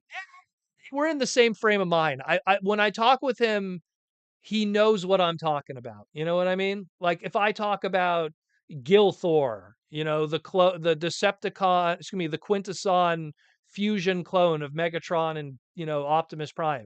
He knows what I'm talking about. So he gets that stuff. Uh where are we at? I want to make sure I don't miss any questions. Protomang, when is the next con? The next one for me, um, in May, there's nothing. In June, I think there's nothing. And then July is TFCon, San Diego Comic Con. In August is Otakuthon, which is the second biggest anime convention in North America. Um, it's in Montreal. Wink, wink. And then after that, I'm not sure. Baltimore is going to be later in the year, obviously, but that's way far flung and later in the year. So we'll see. We'll see. But that's what I know right now. I know I'm going to be running a show at some point this year here in Montreal for Retro Expo, but I don't have a date yet. Nothing public yet. Excuse me. Olden Tolbert, do you think one day Hasbro will take care of quality control and future 3D printing? Of future 3D printing. I'm just asking. I don't know, but you know what? Hasbro trademarked a 3D printing company back in 2015. I talked about it on the podcast. I kind of like gave a, and they did something with My Little Pony for a bit, where they were 3D printing My Little Pony stuff. This was like during the Friendship is Magic kind of, wave. And then they kind of like dropped all of that. So I don't know what's happening with them with 3D printing. They had something on the table and then it all kind of went quiet, you know? It all kind of went quiet for a bit. So I don't know. I know that like it's a toy company, I imagine out of every company would probably be the last one to kind of really get on the 3D printing game in the sense that primarily because the more that gets better, the more it could hinder their own market. It's like imagine you're a PC video game seller on CDs, but you're also supporting the CD burner market, So, which is like, oh, you're pretty much so it's the same thing. It's tough. It's a tough one. It's a tough one. I don't know what's happening with that. They did something with ponies and then they kind of stopped doing that. I know that when I was at HasCon 2017, Larry, when was it we went? 17, 16? I went with Ultra Primal and Larry and Pulse Dragon. The Hasbro part, the Hasbro Marvel part of it had this whole 3D printing thing that was going on. Where like they were like, "Hey, who's your favorite character?" And they'd be like, "Oh, Wolverine." And they would 3D print you a Wolverine, but you had to wait like an hour, and I just didn't have the time for that in this convention. And they were doing something with that. And again, that was 2016, so like 1 year after the pony thing. And I don't know what they did with it afterwards. Was it 2016? Okay, there you go. You know? So, I don't know, that show was a blur. That show was such a blur. There's no surprise they never did another one. It was fun. It was fun going with friends. That's what it was. It was fun going with friends, but there's no surprise while they never did it again. Like it was not it was not a well-planned show. Let's put it that way. Uh where are we at? I just want to miss any other questions. Tom Laney been digging artwork of some of the packaging. They should do some posters or puzzles. I would love it if they did an art book of all of Marcelo's art that he's been doing throughout the years. That'd be just awesome. He's done so much great art. He did the Transformer Legends online card game, all the art from that, or even the TCG stuff that they did through Wizards of the Coast, which is owned by Hasbro. Do art books of that stuff, man. I'd love that. Uh, wasn't HasCon only 1 year? Yeah, it was 1 year, and that was that. Then they never wanted to do it again. The end of time with the $2 super chat. When are we getting a Proto Man collection tour? Here we go. Ready? And then you can't see anymore because then the DTOF blocks everything. And then we go here, and then we go here, and then oh hey look, you get to see books, and then I screwed up the camera, and then oh look, then there's just tons of it just keeps going. Oh my god. Again, I just messed up the camera. The problem is that it's on a wire. So because when you do streaming, I'm not a fan of doing it wireless because Canadian internet is not as good as American internet, and I learned that the hard way. So I tried to do wireless streaming, and as a result, it's a little slow. Sometimes my voice doesn't match up, so I have to do it wired. I have a crazy house. Yeah, that's all I have to say. I have a crazy house of stuff. It's a lot. You got I call this the East Coast of the collection. Then you got the North Coast, then you got the West Coast, you got the South over there. That's where the Rodimus collection is, which you'll never be able to see in this shot because I have all the D-top. The only reason why I use D-tops in the center of the room, and I have a couch behind me. That's where you see like the boys hanging out back there on the couch, you know, because I have a couch. So if I have friends over, they could chill on the couch while we hang out here. But yeah, that's the mini collection tour. There's a video on YouTube. It's a little dated. I think it's from like 2015 or something like that. Oh no, maybe 2017 in that area. Proto Man collection Transformers. Just look on YouTube. It's from a different channel. It's from my old Proto Retro channel. I was on Netflix Canada, and then I was on Bell Fibe Network, I think it was, or something. And I was on some Canadian toy collector show where they were interviewing people in Canada who are big collectors of different hobbies. And they're like, hey, if you're doing Transformers in Canada, there's only one jackass you go to see. So and so you got kind of like a little bit of a you got to see the craziness. You'll get to see the rig set up because it's in the shot. So of where all the magic happens. And then they interviewed me on my couch right back there. Michael Koo with the $5 super chat. Will we ever get a Voyager class Power Glide and Sea Spray in the next 2 years? I imagine Power Glide and Sea Spray are going to be deluxes. That's what I think they'll do. Um, the general consensus is we're seeing our mini bots who used to be like legend scale. Now they're deluxes. Like look at even the Insecticons. They were like a legend scale. Now they're deluxes. All our mini bots that were legend scales, now they're deluxes. So Power Glide, Sea Spray, they've been Voyagers. They've been ultra classes during that early Aaron Archer era before they went to Voyager, Voyager Standard and Voyager Leader Standard. But I think they're going to be deluxes. I think the next time we'll see them will be deluxes. They'll do Sea Spray, and then they'll do a Chrome Sea Spray G2, and then they'll take the Sea Spray and they'll retool it and turn it into a Micromaster Sea Watch or something. They'll take the Power Glide, they'll repaint it into a Cobra Rattler, and then they'll take the Power Glide again, and then they'll repaint it into Bad Boy, the GoBot character, which was using Power Glide's mold in the e-hobby thing. I always say if you get 3 out of a mold, you've done your job, you know?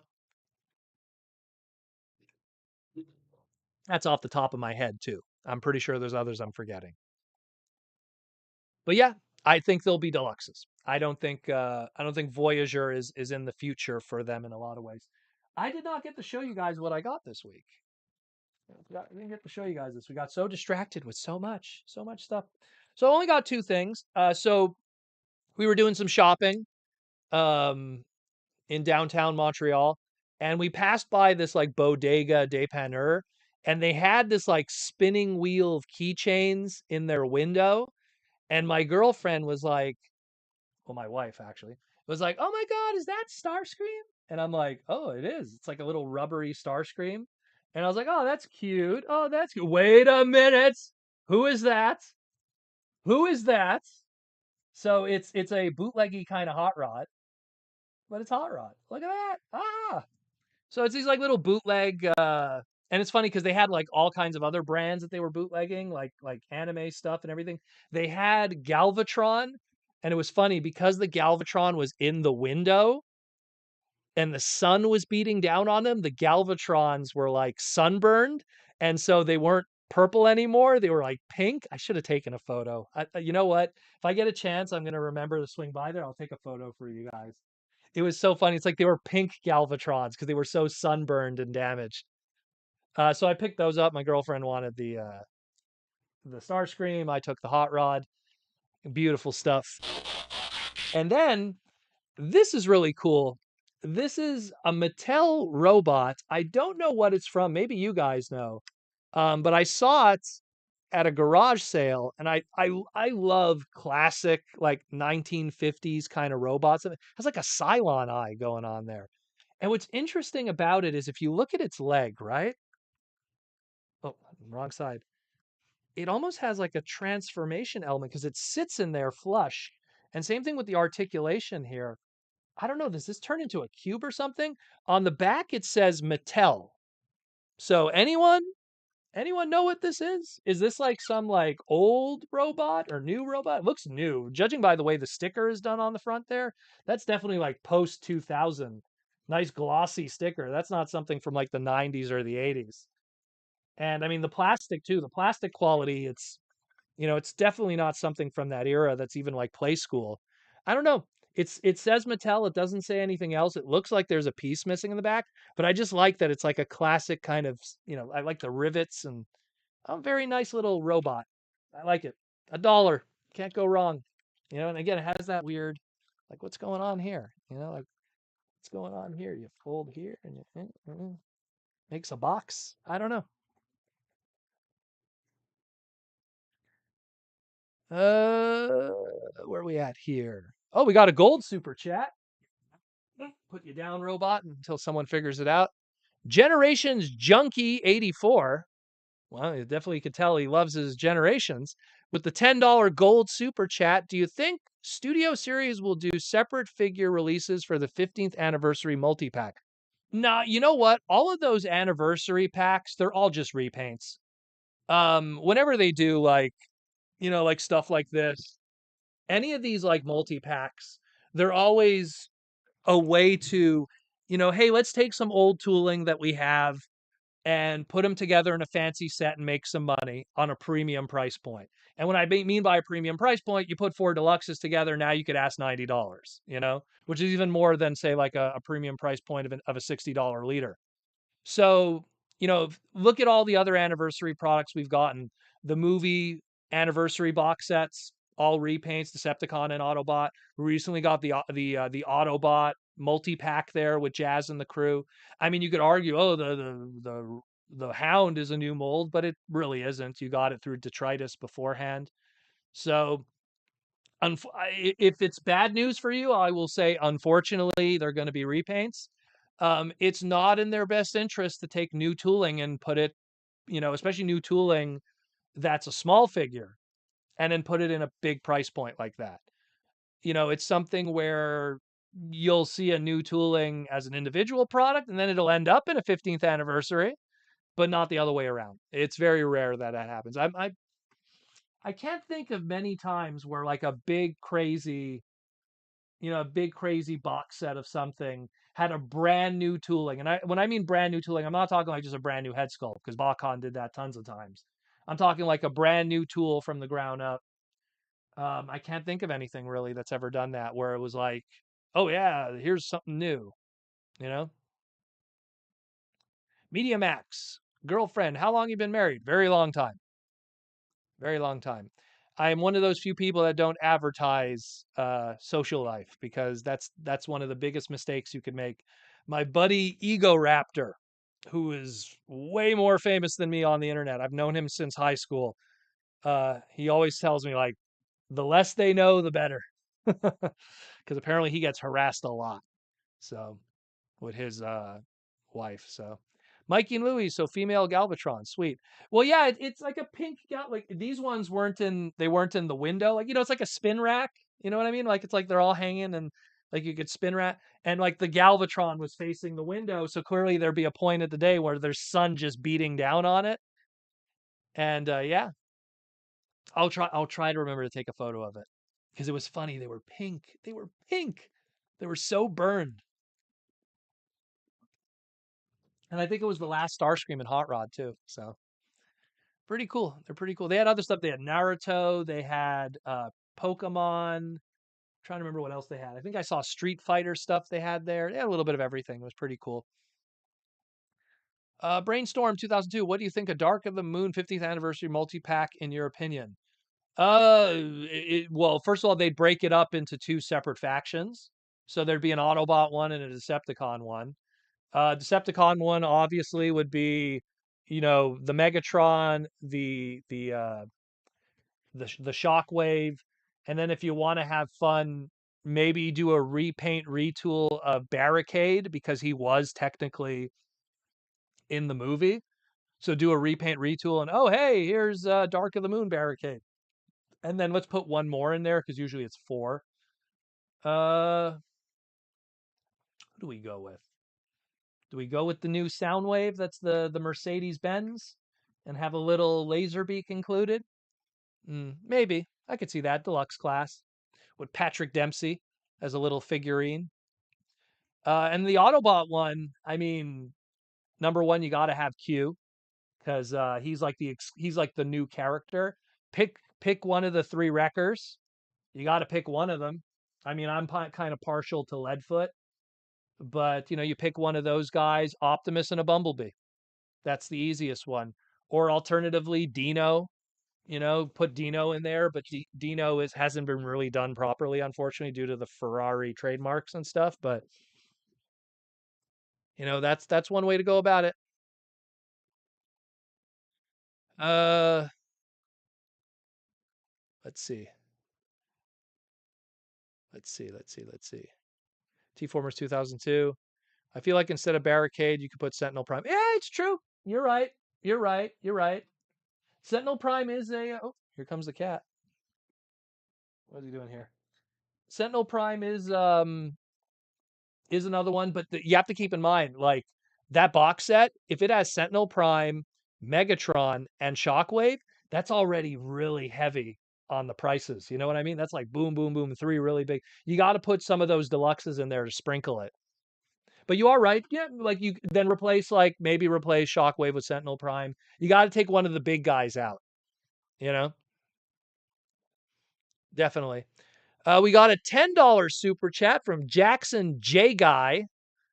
I can't see the last part of it because it gets cut off. Godanganino? I can't see the rest of it because YouTube cuts it off. Apologize for the last part. Let's go with J Guy. Sounds like a Gao Geiger name. J Guile. Talking about repaints, Legacy RC, the Prime one, Laser Cycle, G2 mold, is almost perfect for Cybertron Ransack. Oh, yeah, totally. Totally. You could almost kind of see. Can we see him there? Oh, and he's blocked by everything. There he is. There's a red dude. Good old Ransack. What were we saying here? Cybertron, the original transformation is almost exactly the same, minimal tooling. But here's the thing, Jay Guy. Do you want yet again another repaint of the Legacy RC mold? Let's ask the whole audience. Do you want another repaint of the Legacy RC mold? Oh, there's the full name.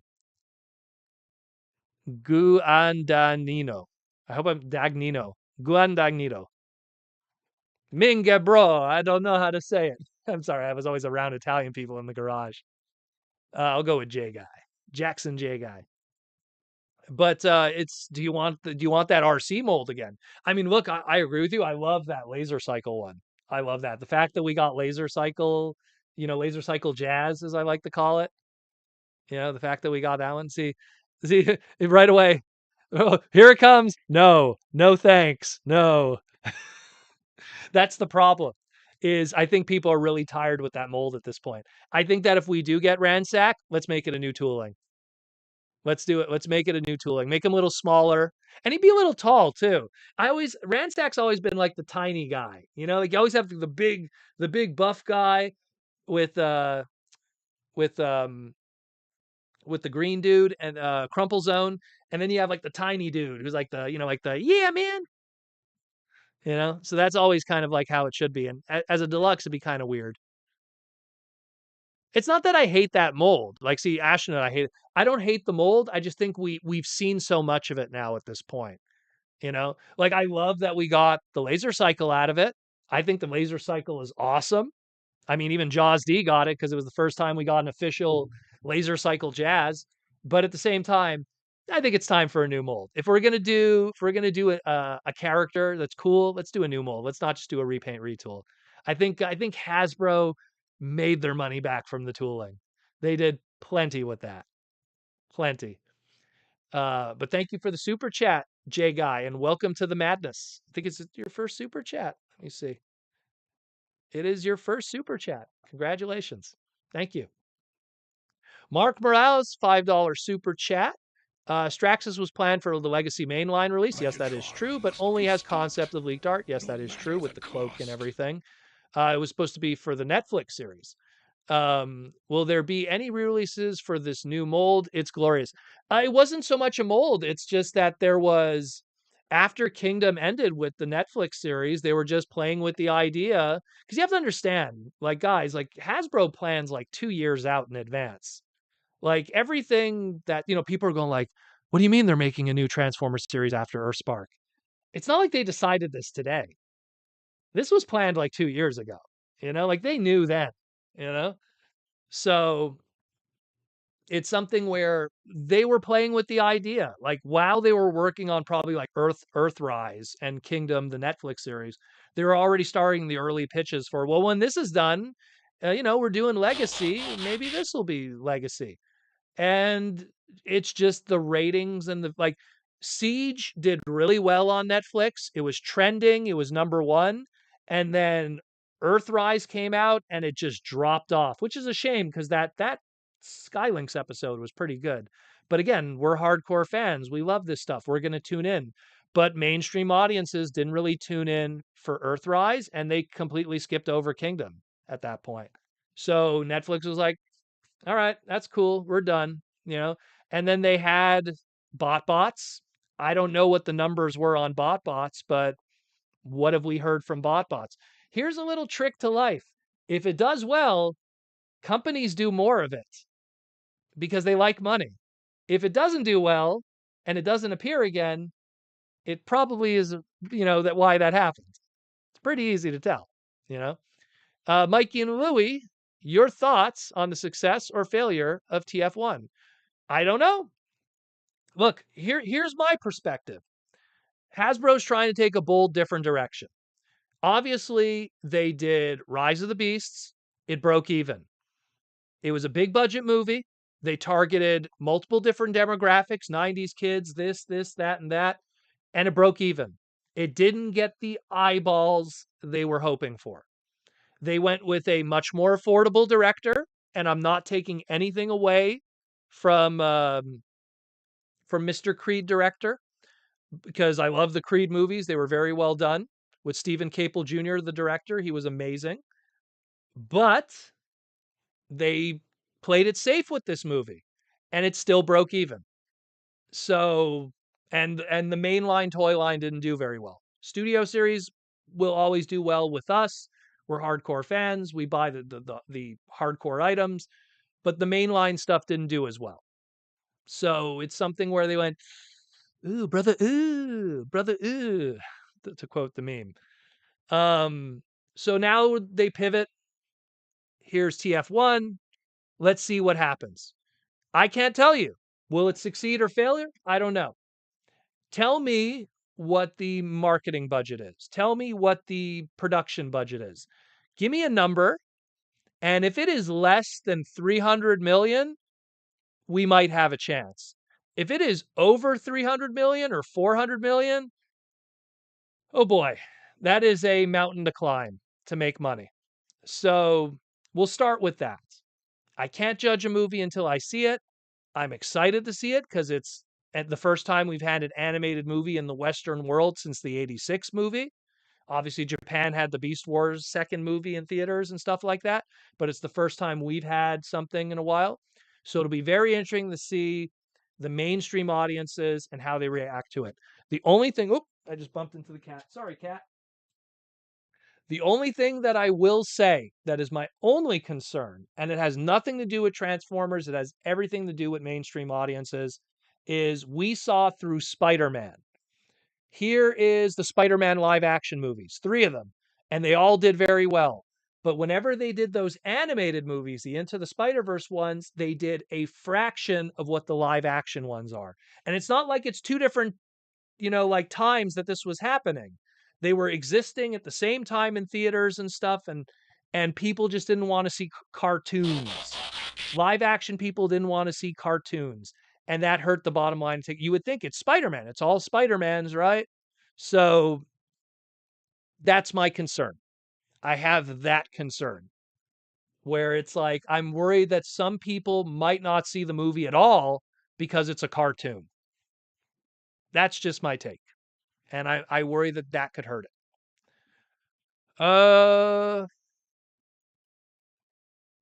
let's see, where are we at here? Sarah says, "Where is the Transmetal 2 Megatron corner? All normal people have a Transmetal 2 Megatron corner." I have Transmetal 2 Megatron original. I have the Cryotech repaint. I have the technically retool into Beast Machines Transmetal. I don't have the new one yet.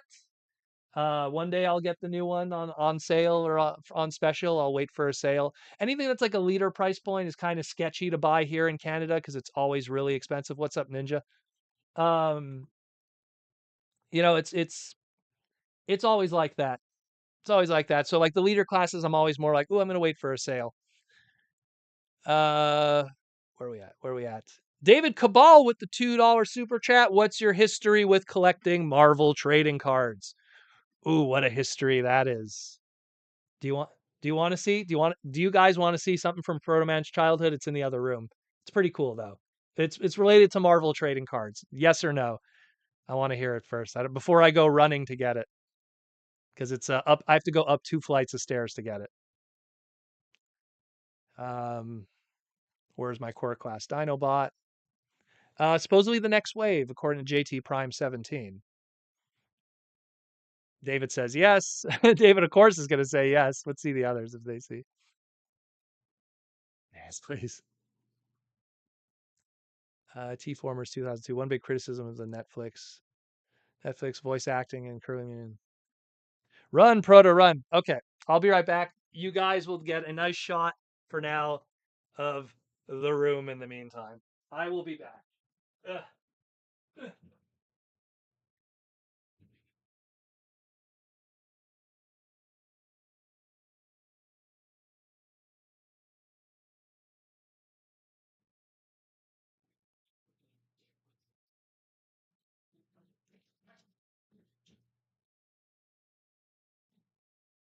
And we're back. So, and we got a super chat while we were gone. So, a little piece of history. I'm an old man.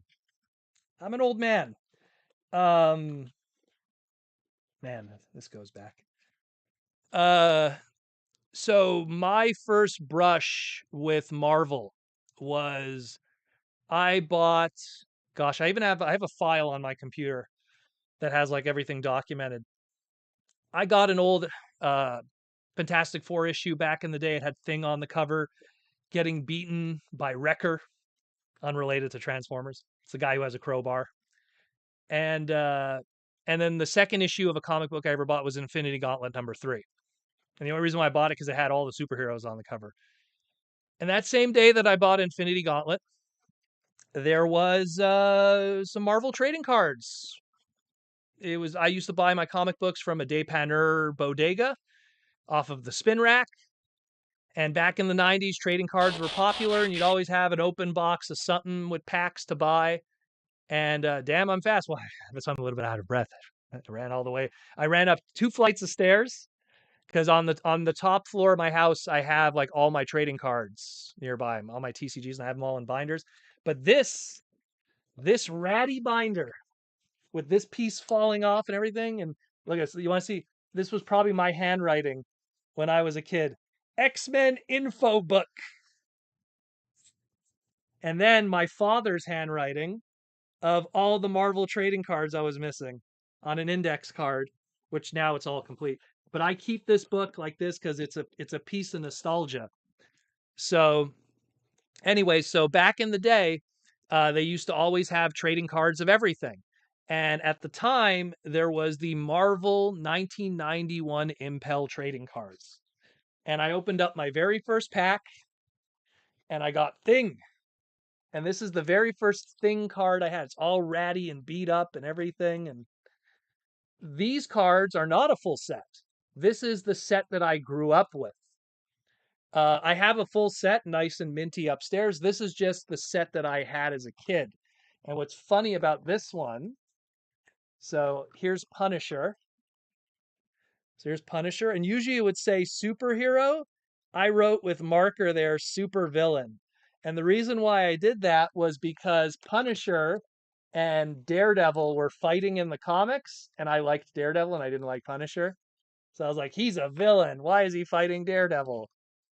But yeah, so this was my childhood set growing up. And then on the inside here is when I was a kid, I used to put all the promos that you would get. So like you got like these uncut Spider-Man sheets. What's this? Marvel medals. So I have a huge collection of Marvel trading cards. Huge, huge, huge, huge, huge, huge collection. But I love that because that's if you were a kid of the early 90s, trading cards were just it was the greatest thing ever. So like this is an old binder. It's all beat up. It's falling apart. Since then, I've transferred like all my perfect complete sets and everything into nice. The brand I use is called Ultra Pro Collector Albums, which they use nice acid-free pages and everything for stuff that are double-sided.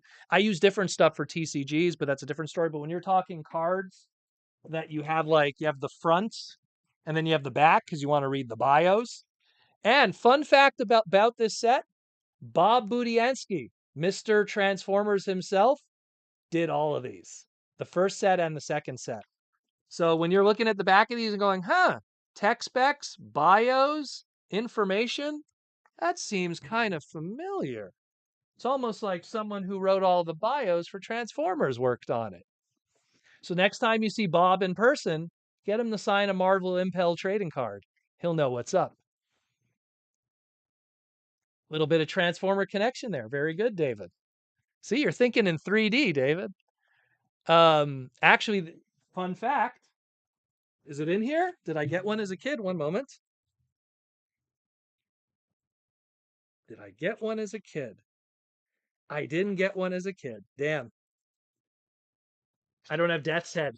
I didn't have him as a kid. So Death Head, his first trading card was in Marvel Impel Series 2. Very, very cool. Did I get a super chat? I want to get that super chat. Sorry, I missed the super chat. Paul, where you at, Paul? Where you at? I'm sorry about that. Paul with the $5 super chat. Does Transformers need a robust geek culture in the mainstream for movies, toys, etc. to survive? No, it doesn't, but it's just that Hasbro has new goals. It used to be Transformers had a cartoon. That cartoon came out. It was a commercial for the toys. And if the toys sold well enough, that was a success and they would keep moving forward. During the entire Beast Wars boom of 95, 96, 97, going into 98, 99 with Beast Machines, it didn't need a movie. It didn't need some big blockbuster. It was considered a success. Being a TV show, they had a licensing partner. They did stuff with Mainframe Entertainment. They put out the toys through Kenner, later Hasbro, and it was considered a huge success. Oh, we'll have a puzzle here, a McDonald's promo here, a video game through Hasbro Interactive, and then later on Genesia that would do the PlayStation 1 Metals game. But in general, that was considered a success. The thing is that now they're thinking so big. They look at what's going on with Marvel, which is another brand that they're tied through their partnerships, through the Marvel license. And it's just they're looking at Transformers, which is their biggest brand, and going, why can't that be our Marvel? Why can't it have big movies and big budget and boom, boom, boom? So the expectation of what is success today is different than what it was before. G1 was a success. They tried to do a movie, it didn't work out for them. It's the greatest movie of all time, but let's be real. Again, I love it, but it didn't do well. It did well in the long run through VHSs and multiple releases, and now it's a cult classic, but let's be real. Didn't do well. Um, it had a lot of things going against it at the time. But it's something where, when you talk about what is success now for that company, it's way bigger. The numbers have to be huge. And when you look at what their stock numbers are today, there's just this higher expectation. They can't go back to the days of the 90s where their stock prices were 81 a share or something, or no, even less than that. I don't know. I have to look at my stock portfolio on it, but I know 72 a share. Either way, it's like it exploded after 2007. And what happens sometimes, if you spoil a child, they have a high expectation forever of it, and they spoiled their stockholders. Their stockholders if you were a stockholder of Hasbro during Cybertron or Energon, good for you, because after 2007, it went crazy. But then they got spoiled and they went, well, I want it to be more now, and I want it to stay like this forever. And in order for Hasbro to keep it like that forever, they got to do crazy shit, because their belief is if they do a big movie, then the big movie leads to a whole bunch of toy product being sold. Unfortunately, that wasn't the case recently. So my big fear, I think I'm going to have fun watching a Transformers 1 movie. I think there's going to be a lot of Transformer 1 product that probably won't move. I think that mainstream audience might not engage with what is going on the screen and just go to see something else because it's a cartoon. And we're going to be having the same conversation again. I think that there's a way to go about it that is a lot safer, but unfortunately, the people right now who are working at that company, especially in Hasbro West Coast, have other plans in mind. And maybe it's because they don't intend to be with the company long. Maybe they just want to be able to make that big money. And then when the ship is sinking, we all know the story of Cynthia Williams. Cynthia Williams came into Hasbro. She became president of Wizard of the Coast. She didn't know anything about Magic the Gathering. She got paid a lot of money. She got let go or stepped down, got 2 years paid, and bye-bye. Now she's going to go work for Funko. So, corporate America. Anyways, you don't fail down, you fail up. Either way, late stage capitalism. Anyways, the point is that I'm thinking too deeply into it. I know it's a lot of inside baseball, but at the end of the day, it's just we'll see what happens. I don't want to sound negative, but I'm just putting out the playbook of what has happened before and what is happening now, and then you decide. I'll let you decide at that point. Roman Schilling, Joe Jusko's art was phenomenal. Joe Jusko was Marvel Masterpiece Series 1. I do agree with you, although I was not a fan of his Wolverine or his Silver Sable, but his White Queen was really good. All his other chicks that he drew were amazing. His Cyclops was great. His Thanos was great. His Galactus was great. His Captain America was great. His Red Skull was realistic and crazy looking. But I hated his Wolverine as a Canadian. I don't know. I didn't like the way he did Wolverine. Hey, Kat, do you want me to show them your recent haircut? No? No, he doesn't want. No? Okay. I tried. Uh, Pad that resume. Yeah, well, the problem is you could pad that resume, but when they ask you why you left or why you were let go or why you had to step down, sometimes you got to stay away from that stuff. What did you do to Wizard of the Coast again? What? Stocks went down like crazy under your 2 years that you were there? Yeah. Hey, Funko, good luck. Good luck. Yeah. Brainstorm. You said it the best, my friend. And the last thing we are going to talk about today is James Hopkins' question, and I'll answer the what's for dinner one too. Hey, Proto, did you collect garbage pail cards as a kid in the 90s? You know what's funny? So my friend used to collect garbage pail kids and another sticker line, which was like parodies of brands. Do you know what I'm talking about? Like it would be like a box of Cheerios, but it would say like Vomitos or something. So he collected those. I collected something similar that was similar to Garbage Pail Kids, but it was all smiley faces, but like all different kinds of smile. So it'd be like a smiley face, but it was the face of a butt. So it'd say butt head. Or it'd be like a smiley face with a punk haircut. And it would say like, you're a punk. And it was like a whole bunch of those. I'm sure someone knows what I'm talking about. Super nice. Wacky Packs. That was the name of the brand one. There you go. That's what it was called. But mine, the smiley face one, I forget what that was called. I used to collect those as a kid. And those existed at the same time. Those were the old wax pack cards. I'd love to get a full set of those. I still have some of them as a kid, but what I did was because they were stickers, maybe next time, guys, remind me, I'll show you my old childhood sticker book with all the crazy stickers in it. Transformers, uh, Super Mario, Ghostbusters, all kinds of great stuff in there. We'll save that for next week because we're already at the 2 hour mark and I have to wake up early. I got to work on the front yard. I have to go out with Larry and Jaws D. We're going to be going out to see the 40th anniversary Transformer event. So expect to see some photos from that probably on my socials. It's going to be a busy day tomorrow for me. And then Monday, because it's a long weekend here in Canada, I got tons of comic books to sort because I bought a huge comic collection from somebody.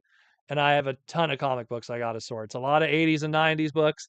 There's a lot of trash in there, but for $50, for 400 books, I'm not passing that up.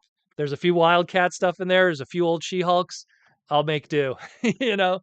But again, absolutely having a great time with you guys. I hope you enjoyed trip down memory lane. Let's pull out one more card. Where's a really good one? Where's oh, here we go. Here's a Bob Budiansky, Sleepwalker. He designed that one. That was his creation, Sleepwalker. And then we'll go with the classic, the very first rookie card of the Infinity Gauntlet. Oh yeah. There it is. Beautiful. Anyways, people, always great talking to you. It's always fun. Thank you all for the super chats again. Thank you for all the love and support that I get doing this podcast. It was a rocky, crazy week with all the news and everything. Just glad to have you all here. Once again, if you want, I forgot to answer the dinner question. So we went to an Arabic supermarket when we were downtown. We bought a whole bunch of like halal cold cuts, which are really good actually. I'm not halal. I don't care about kosher or halal, but they were really good. So we bought a whole bunch of spicy ones and we bought a whole bunch of baguettes freshly cut. And we just had that today that's why I was like, before I did, I had a whole bunch of spicy ones. It was really good. We still have some left. But that's what I had today. It was delicious, delicious. Now I'm going to go shower and go play Nintendo Switch. I'm right now on Nintendo Switch. I'm playing Bomberman R2. I love my Bomberman. Bomberman R2 and River City Ransom Girls 2. I'm playing those two right now. Those are my two new games. And the only reason why I'm playing River City Ransom 2 again is because my friend Ego Raptor, he's going to be doing a voice for two of the characters that's going to be in the DLC. I think he's going to be Jimmy Lee or Billy Lee. So I'm going to check that out when that happens. Once again, if you want to support the podcast, Patreon's down there. Come join the Patreon. Helps us support the podcast. Helps us keep us functioning in this madness that we do. Thousand Year Door. I'd love to play that again. I have it for GameCube. So, again, check out Patreon. That's the best way to support the podcast. If Patreon is not your thing, again, YouTube membership. Those are those beautiful green names with all those beautiful icons there. I think I'm going to give you guys some new icons. I think we're at the threshold to make some new ones.